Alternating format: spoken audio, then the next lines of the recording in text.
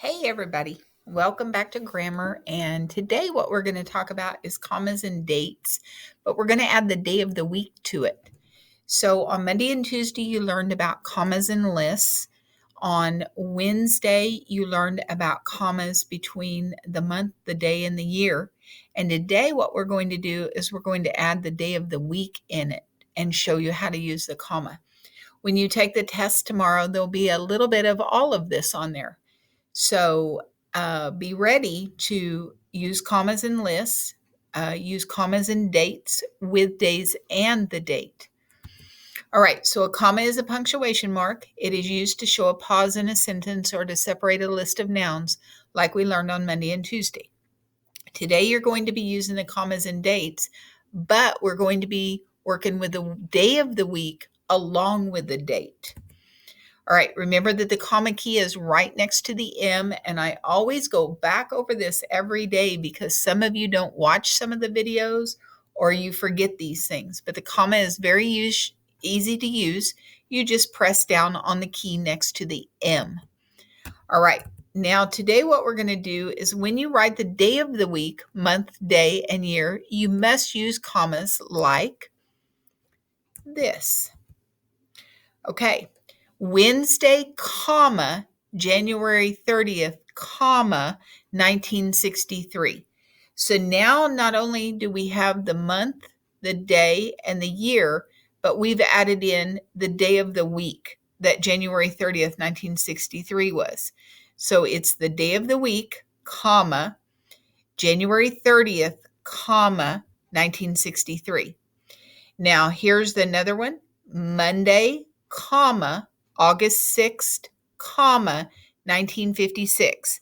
And remember that the reason that we put this comma between the day and the year is so that you don't read it 301,963. The reason that we don't do it, the reason that we put the comma here and we don't leave it out is just simply because when you're reading this, you're taking a pause right there. Wednesday, January 30th, 1963. All right.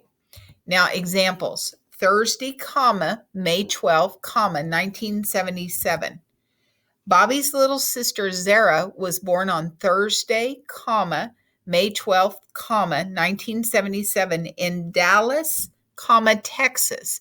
Now, this is something that I didn't go over, but there's also a comma found between the city and the state. And I'll be covering that later on. But when you have a city and you have a state, you have a comma between them. Now, how I would read that is Bobby's little sister Zara was born on Thursday, May 12th, 1977 in Dallas, Texas. And it's a natural pause in your reading as you're doing it is where you usually put commas in. Okay, here's another one. Saturday, October 31st, 2020. Did you go to the party on Saturday, October 31st, 2020 at Harry's house? So do you see the comma after the day, the comma after the day of the month? And did you notice that we have an apostrophe here, which is totally different, but is also a punctuation mark that shows ownership. The house belongs to Harry. Therefore, we need the apostrophe S to show that it's Harry's house. All right, let's wrap it up for the week. This is what you've learned this week. Put commas in a list of 3 or more nouns. We saw the frogs, comma, turtles, comma, and goldfish at the store. Do not put a comma if there's only 2. So if it said we saw the frogs and turtles at the store, there would be no commas in that sentence. Use commas after the day and before the year. My friend was born on March 3rd, 1988. Use commas after the day of the week and the number day of the week. The number day of the week, okay, or the month. Sorry. We started school on Wednesday, September 2nd, 2020. Comma after the day, comma after the day of the month.